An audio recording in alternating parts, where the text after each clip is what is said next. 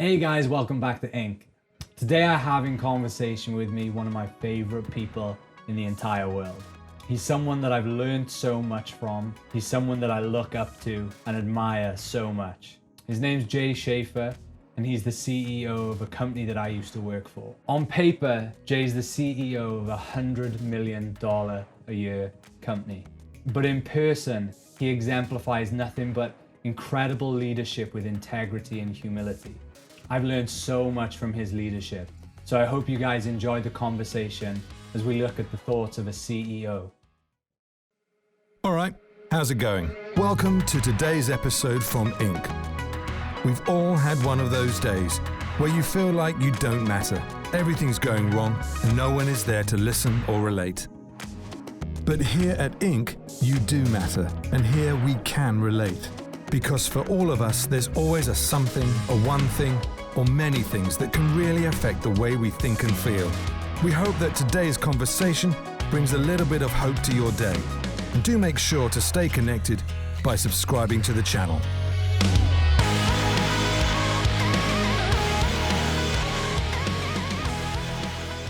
All right, well, good morning, Jay Shafer. How you doing, sir? I'm very good, thank you. You guys doing good? Yeah, doing good. Trying to stay sane, but doing good. And I'm excited for this conversation because, Jay, I've called you, or did call you boss for a number of years, and you've been so much more than that to me, though. And this is why I'm so excited to have a conversation with you, because I've looked up to you for a number of years now. I think when I think about Jay Shafer and the qualities that I look up to, I think of a powerful man that gets the power from humility and being calm, and which is kind of like, almost feels like an oxymoron, a juxtaposition to have a position of power as a CEO. But I see your qualities being the fact that you're able to stay humble and calm, and when there's a storm going on, you seem to be the rock that's able to be the cornerstone in that chaos. And it's something I've always admired in you. So it's great to have you with us here at Inc. today. So thank you very much, Jay. Yeah, well, it's a pleasure to be here, and I can reverse that and say many things about you. The reason I would be on this call with you is I've always admired your who you are, your walk with God, and your maturity level, and your ability to just love others. So thanks for the invitation. I appreciate it, and I'll pay you for saying that later. So no, so I guess for those who don't know Jay like I know him, Jay's the CEO, as I've already said in the intro, of a company called Zurvita. And I guess my first question to you, Jay, as a CEO, is if you had advice for someone starting out a career. Maybe they're leaving high school, they're leaving college, or they're just looking to get started in a career. What would be the one bit of advice that you would give that person as they look to embark on a career?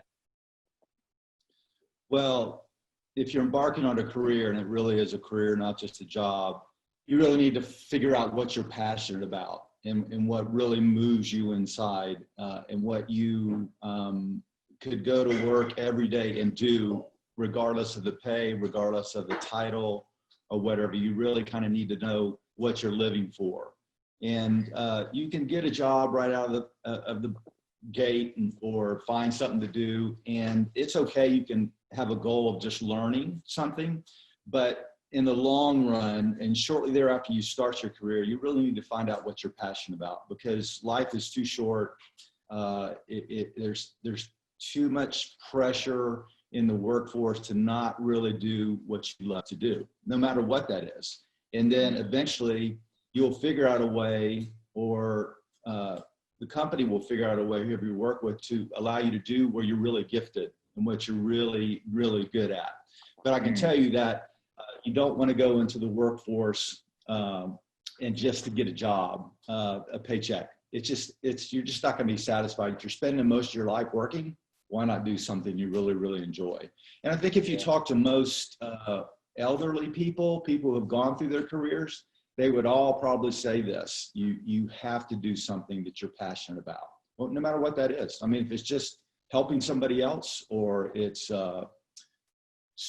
filling out a spreadsheet, you know, and you're tracking numbers, or you're painting a house, whatever it is, you need to be passionate about it, enjoy. And then you have to have a big why. You have to know why you're working. You can't just go to work. It could be your family that you hope to have one day.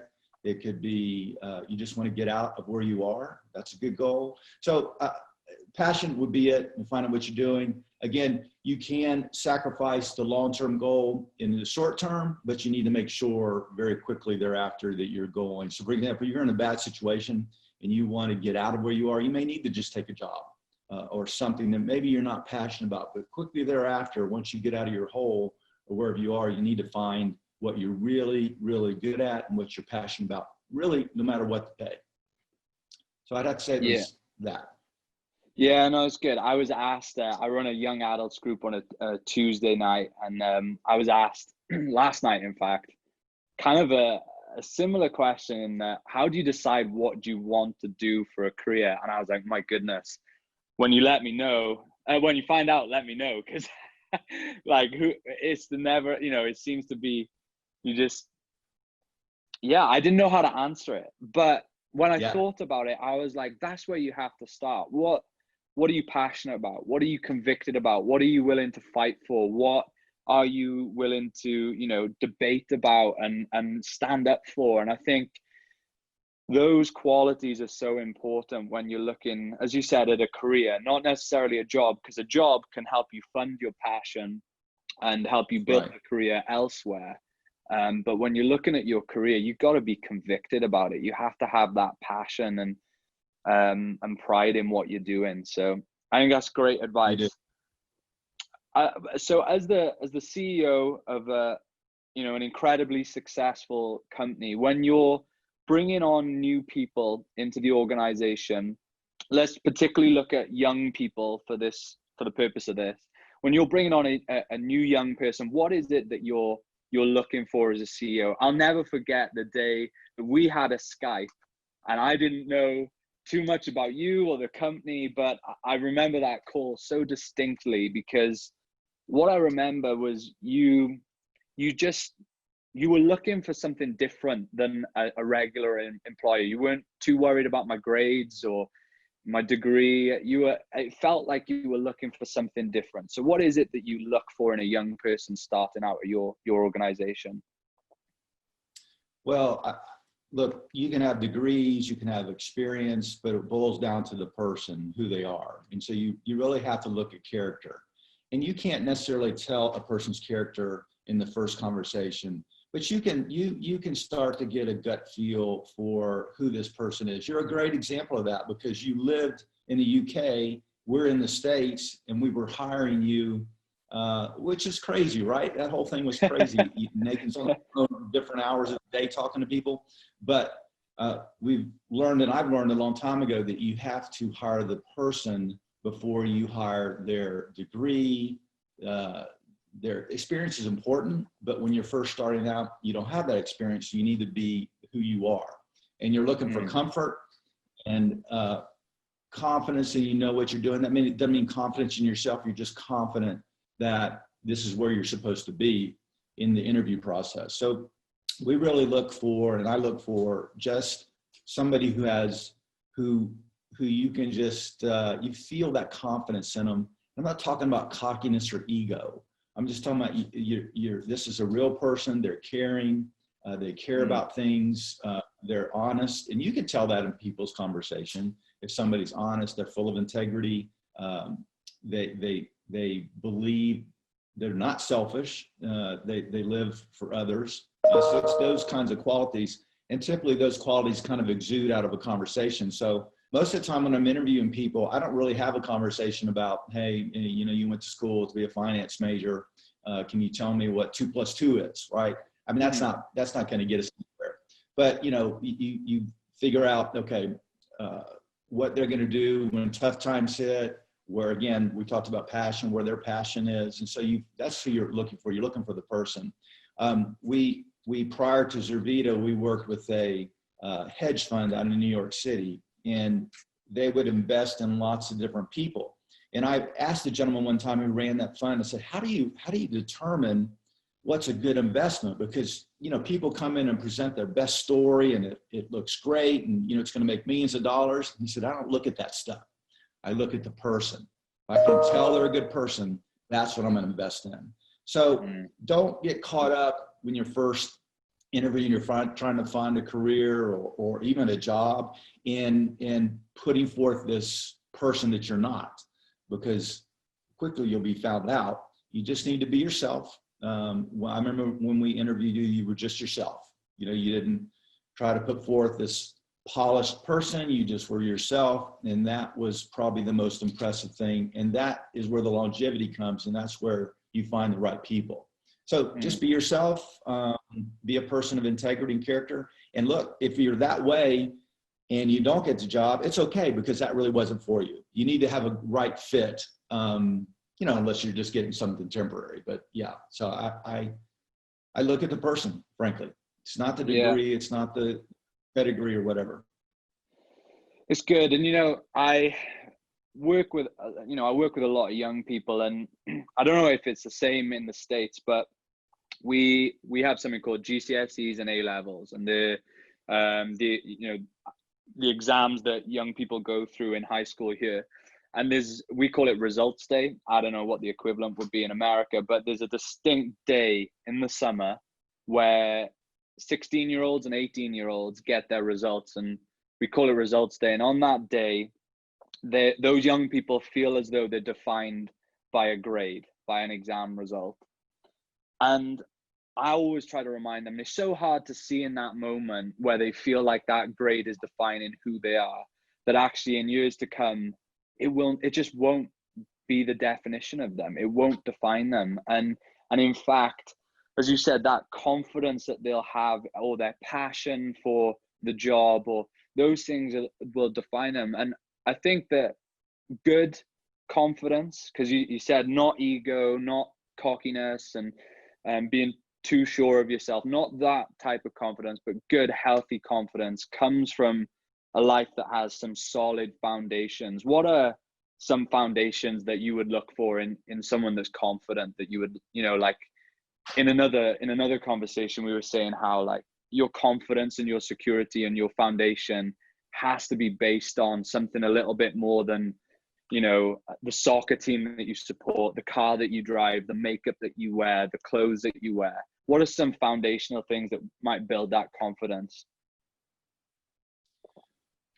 Well, I'll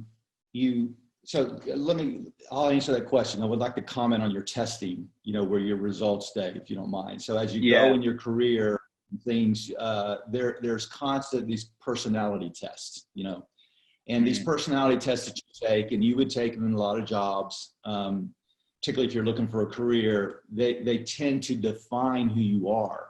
And they're good tests, but my whole thing there is, wait a second, that's not who I am.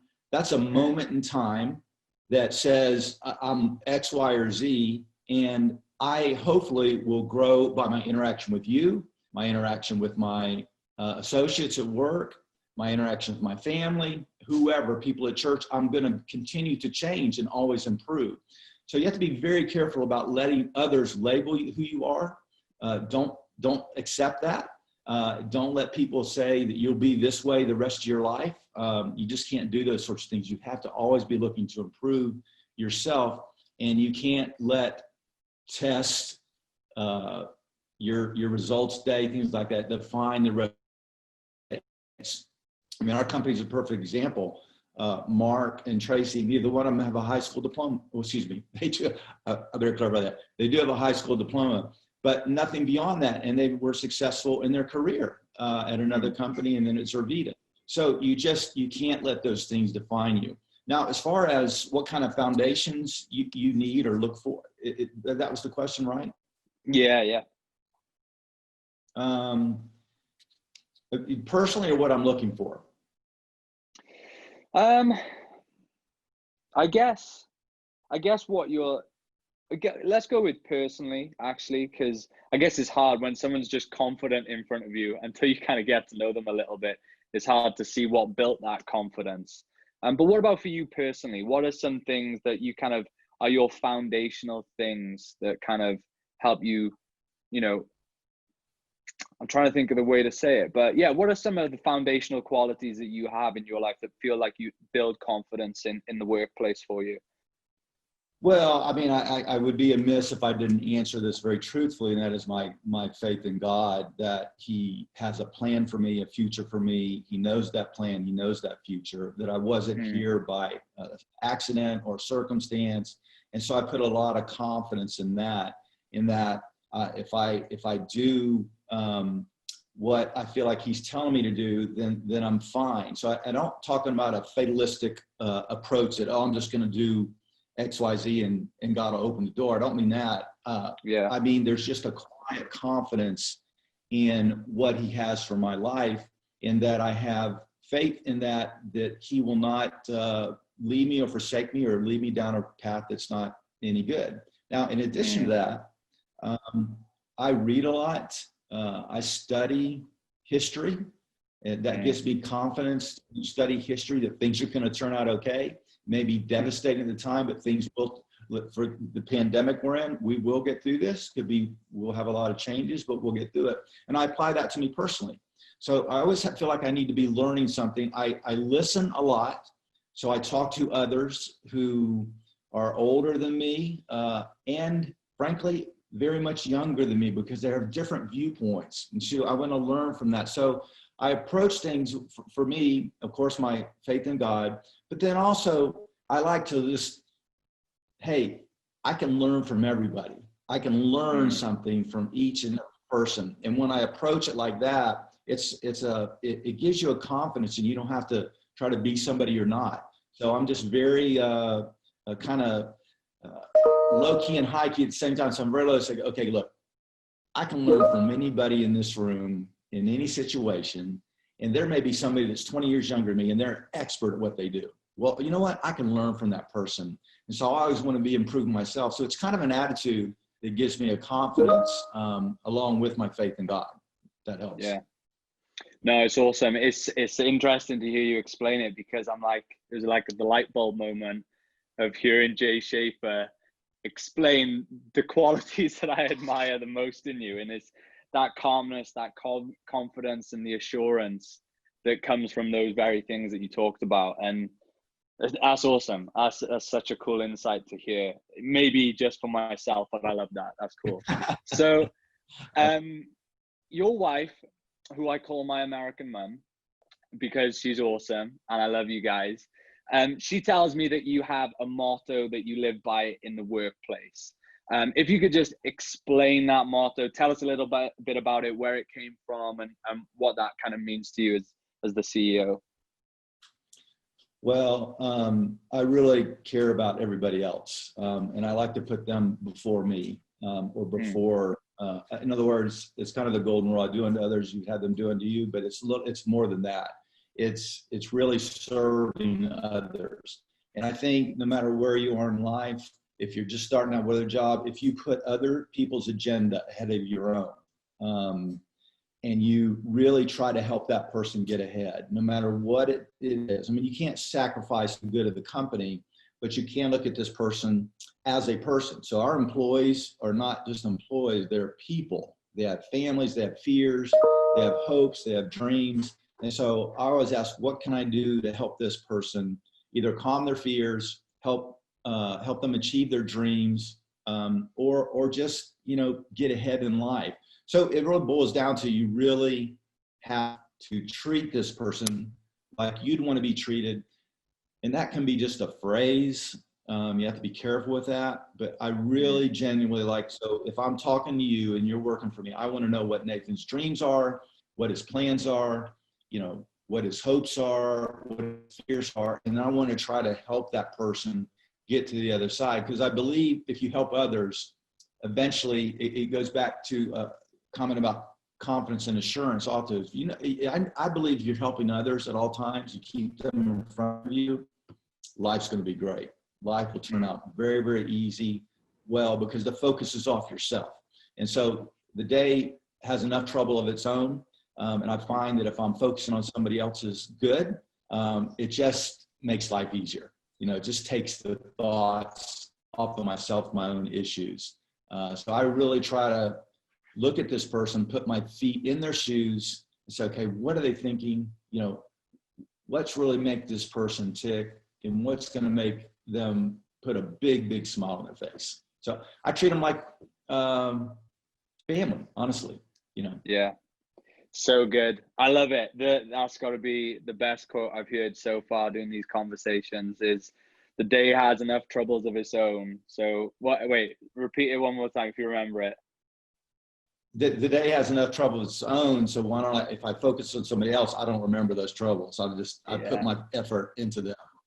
So good. You so did good. focus off yourself. Yeah, I love it. I love it. Well, Jay, I can hear your emails pinging. I know you're a very busy man, so I appreciate you spending the time with us today. Thank you so much, sir. Yeah, thank you, Nathan, and praying for your success in this, and that people who listen to this will, in all your sessions, will find hope, peace, and the fact that there is a path forward. Amen. Amen. Cool. Thank you very much, sir. All right, Nathan. Talk to you later. My biggest takeaway from that conversation was that Jay cares about people first. The reason he gets up in the morning and his heart behind what he does isn't about a bank balance, but it's about people and their hearts. I've watched Jay shake the hand of every employee in the office. I've seen him pray for and with employees. This is a man that truly cares about people above all. It's a humble reminder that if we just care for people and look out for each other, everything else will take care of itself. If you enjoyed the conversation, as always, like, share, and subscribe, and have a great day. Hi, you still watching? You must have something better to do by now. Seriously though, thanks so much for watching today's episode from Inc. Remember, we all have those days where you feel like you don't matter.